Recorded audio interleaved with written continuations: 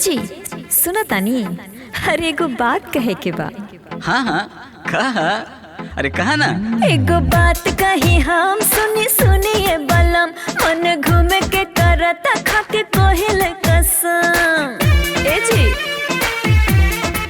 हाँ एगो बात कही हम सुनी सुनिए बलम, मन घूमे के करता खा के कोहिल कसम। लेवे दिलवा के तनिका सुकून चलना, लेवे दिलवा के तनिका सुकून चलना। हो पिया जी पिया पिया पिया, ए हो पिया जी शहर देहरादून मनावे हनीमून चलना। ए हो पिया जी शहर देहरादून मनावे हनीमून चलना। हनीमून पे चले के बाका? अरे ये तो पहले मम्मी से पूछे के पड़ी।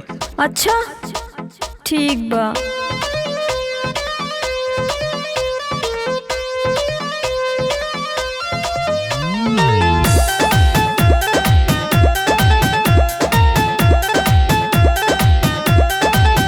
हनीमून पे जाए के बाद तनी यहाँ दर्द दिना माजी, सुनी मन बहलावे के बाद और जाके घर से ला माजी। अरे ऑर्डर दे दी ना माजी, ऑर्डर दे दी ना। यहाँ खेत बा, कियारी बा, बागी बा, बगीचा बा, यहाँ दिल न बहली। अब बहरी बहरी से लोग यहाँ घूमे आवता, तू जेबू देहरादून। वाह आ देरी करे के ना बाटे ही जून चलना। ए हो पिया जी, ए पिया जी, ए हो पिया जी शहर देहरादून मनावे हनीमून चलना। ए हो पिया जी शहर देहरादून मनावे हनीमून चलना।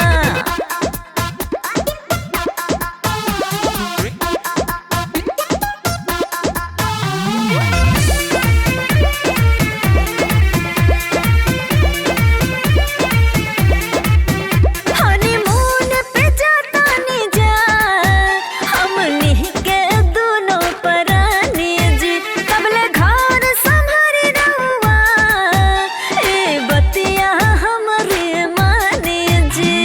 सैया संगे लूटब हम लहार और दिनों रात आठोरे पहाड़। अच्छा हम इतना दिन से यहाँ आइल बानी, हम तो कोनो शहर शहरात ना गईनी। हाँ तहरा के का जरूरत बा जाए के, हनीमून जई है। सैया घरवा से ताना बाना बून चलना। ए हो पिया जी पिया पिया पिया, ए हो पिया जी शहर देहरादून मनावे हनीमून चलना। ए हो पिया जी शहर देहरादून मनावे हनीमून चलना। आंचल आंचल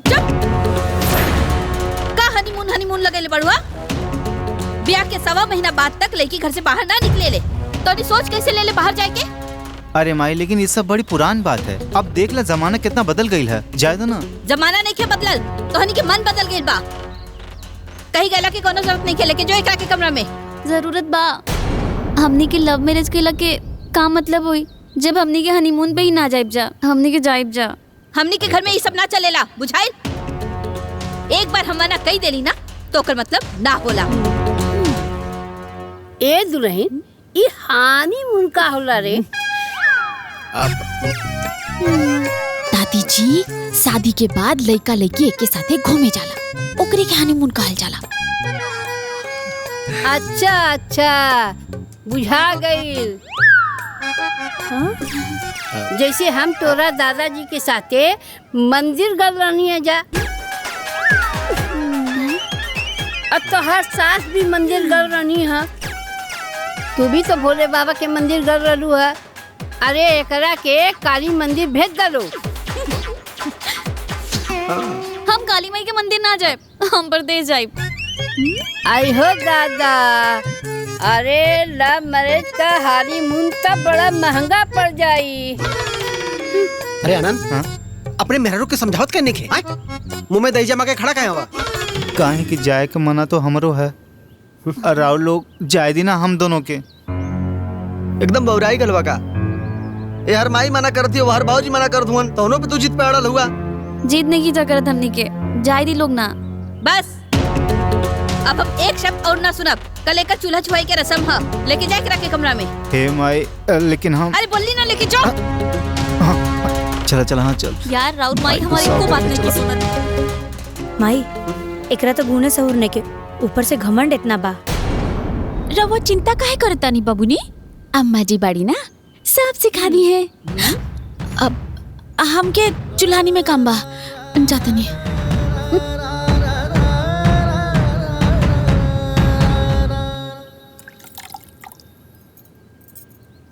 टीका लगावा 5 जगह।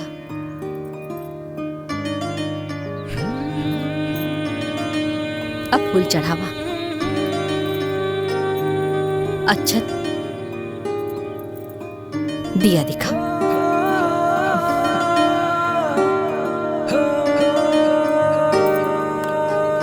आज तो हाथ पहला रसोई है, तो सबसे पहले मीठा बनेगा, उसके बाद खाना बनेगा। ठीक बा ठीक बा? हम बहरे बैठल बानी। चल। ठीक बा। अरे यार ये हम कहाँ फंस गए नी? हाथ के छुटकी दुल्हन के हाथी का बड़ा बढ़िया बढ़िया खाए के मिली। हाँ तो नेक में अपन कनवा में का दे दिया। चुप। अभी कर का करे हम? का बात है, आज तो बड़ा सब खुश लगा था। हाँ आनंद बाबू आज छुटकी के चूल्हा छुआई बा ना, हाँ। तो आज छुटकी खाना बना रहल बाड़ी। अच्छा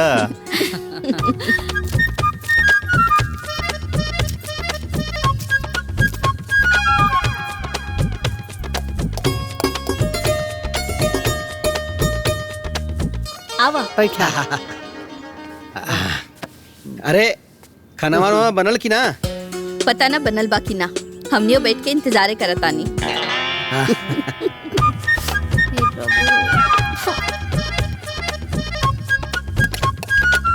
जा अरे हाँ भाई,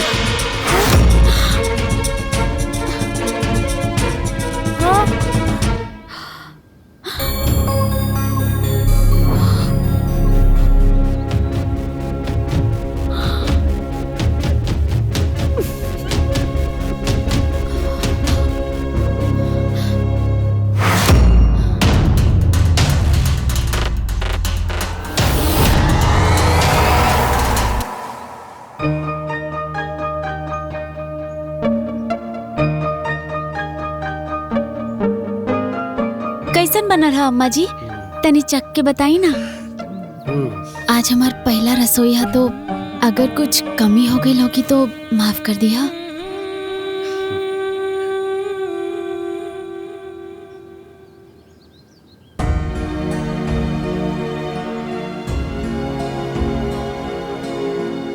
ऐसन खाना बनावल जाला। का भइल अम्मा जी, कुछो गलती हो गई का? इतना स्वादिष्ट खाना बनल बा कि सब केहू खाना के साथ साथ थरियो खा जाए।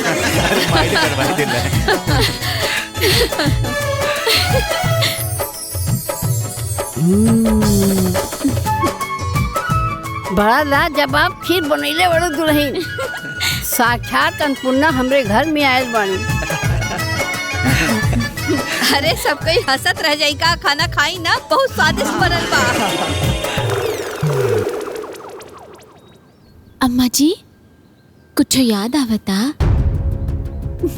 का तू पहले कहे ना बताई तोहरा के खाना बनावे ना आवेला? हम तो रवा लोग के पहले ही बदले रहनी। हमरा पिज्जा बर्गर चाउमीन बनावे आवेला, खाना बनावे ना आवेला। हाँ हाँ माई, भाभी दिखौती के दिन कहले रही कि उनके मैगी चाउमीन बर्गर ये कुल बनावे आवेला। चुप कर। अरे पिज्जा बर्गर चाउमीन से पेट ना भरेला, खाना से पेट भरेला। खाली खाए के हाल जाने लू, बनावे के ना। हम कमाए के हाल जाने नहीं माँ जी, और तो ग्रानी लगा के हम खाना बनवा ले। अपना मम्मी घरे आज तक हम रोटी नहीं की बनवले। रवा घरे हम बनावते नहीं है, बहुत बड़ बात बा। अरे हमने पे एहसान के ले बड़ू का। अरे कमाई के हाल हमार बड़कियों जाने ले, बाकी रोकरा की खाना भी बनावे आवेला। बस मम्मी जी, हमार तुलना दीदी से मत करी। हम दीदी नियर अरेंज मैरिज करके नहीं किए, लव मैरिज के लिए बनी। ऊपर से इतना दान दहेज लेके आइल बनी, हमरा से रोटी ना बनी, चाहे केहू खाए चाहे मत खाए। दहेज की खबर हमरा के मत दिखावा। अरे भूख लगला पे खाना खोजेला, पैसा ना। हटी तरह का रे तोहरा के ही लव मैरिज के बुखार धैले रहे ना? हाँ आंचल आंचल ए जो आंचल आंचल के अचरा में छुपा दी है। माई रे, छोटकी बहूजी के तो कुछ बनावे का सहूरो नहीं खे और ऊपर से घमंडियो लागताड़ी। बक कैसे बात करता नहीं रहुआ? अम्मा जी बानी ना, सब सिखा दी। लगता आज खाली पेड़ सूते के पड़ी।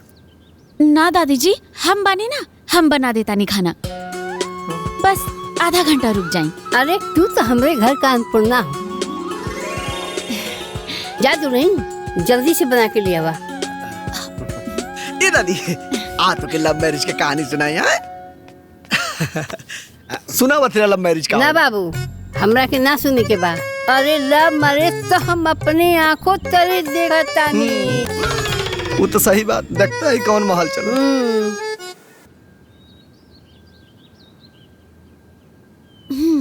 अरे माई हो, अरे बाप रे, अरे का भइल दादा, काहे कपारे पे हाथ धइ के बैठल बाड़ू? अरे अम्मा जी, पता न का सवेरे से भइल बा, कपार बहुत दुखाता, हमार बहुत दर्द होता। अम्मा जी, राउर माथा में भी अच्छा से तेल लगा दे, कुल दर्द फुर से भाग जाए। अरे ना भौजी, तू दादी का अच्छे से सेवा करा। हम आंचल के बुला लेता नहीं। आंचल माई के कपारे पे तेल लगा दिए। ए आंचल, आंचल तनी बाहरी आवता। काबल जी, आओ देखा ना, माई के कितना कपार दर्द होता। तनी ठंडा तेल ले आके अच्छे से मालिश कर देना। हाँ। ना ना ना, हम ना तेल लगाए। अभी 5 मिनट पहले नेल पॉलिश लगैनी है, और अगर हम माँ जी की तेल लगाए तो हमारा नेल पॉलिश खराब ना हो जाए। हाय देखी था माँ जी। मने माई की तकलीफ से ज्यादा प्यारा तोहरा क्या अपन नेल पॉलिश बा? नेल पॉलिश तो बटले बा, जाते नहीं करे हम पंखा में सुखावे, ना तो गर्मी से सब पिघल जाई। ए जी, माँ जी के कपार में रवा तेल लगा दी ना। हे माई, वो सही कात रहे, उनका नेल पॉलिश खराब हो जाए। हम तारा कपारे पे तेल लगा देता नहीं। चुप कर, आज तक अपने हाथे से एक गिलास पानी न ले ले। हम लव मैरिज के इलाके बाद हमरे कपारे पे तेल लगाई पे भागे जैसे। आंचल, ए आंचल, आंचल तनी सुना तो। माई दे, हम दबा दे। अरे बाप रे, अरे बाप रे। बबनी, हाँ भाभी। हाय लो। अरे ये जूठा बर्तन रख के जात कहाँ बाड़ू? धोई के? हम ना धोब, जे रोज धोवेला उहे धोई। बड़की धोए खातिर बाड़ी और तू खाली खाए खातिर बाड़ू का? स्कूल के भी काम करी, स्कूल से आने के बाद घर के भी काम करी। नोरा इतना ही दीदी से प्यार पाना तो खुद बैठी और खुद धोई।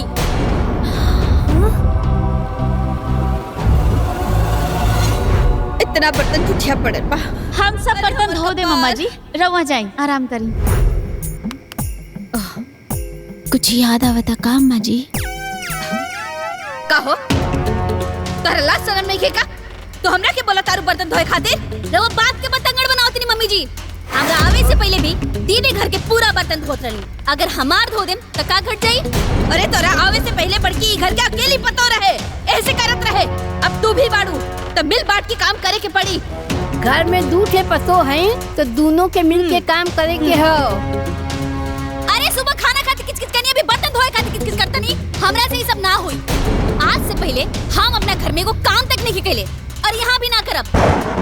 हम अपन रूम साफ करने काम बका। तोहरा के खाली अपना से मतलब बाना? तो अपन बर्तन उठा और जाकर के धो। हमार बड़की ना धोई तो झूठ। हे माई, काहे बाती पतंगड़ बनाओ ताड़ू?